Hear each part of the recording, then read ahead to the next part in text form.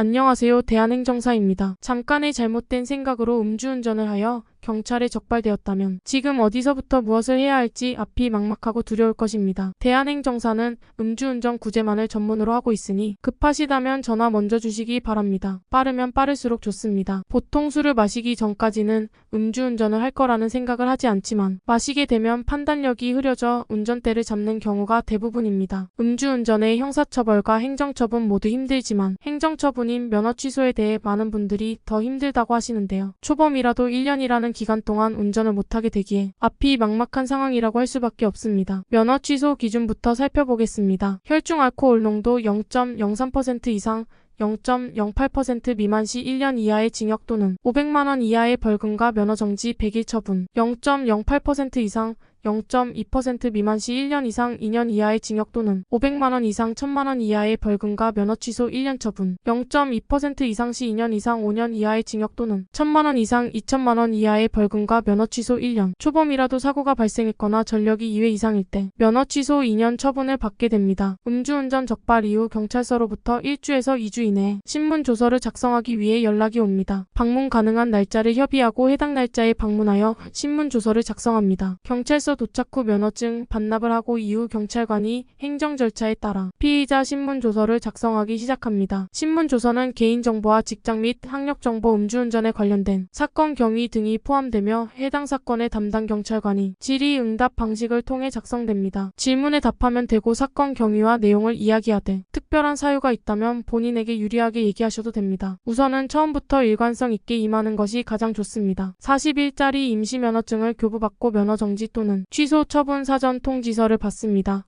모든 행정처분 처리가 끝나면 면허 정지 혹은 취소 처분을 알리는 결정 통지서를 받게 되는데요. 경찰서에 방문했을 때 감형받을 수 있는 자료를 제출하거나 반성문 탄원서 등 제출하는 노력을 해야 합니다. 면허 취소 1년에서 110일 정지로 감경받기 위해서 구제 신청을 통해 기간을 줄여볼 수 있습니다. 이의 신청과 행정심판이 그 방법이라고 할 수 있는데요. 경찰 조사 이후 면허 취소 결정 통지서를 받은 날로부터 60일 이내에 관할경찰청으로 이의 신청을 하며 90일 이내에 중앙행정심판위원회로 행정심판을 신청할 수 있습니다. 이의 신청이나 행정심판의 청구는 신청이나 청구 여부와 관계없이 제기할 수 있고 이의 신청만 하거나 행정심판만 해도 되고 동시에 청구하든지 무관합니다.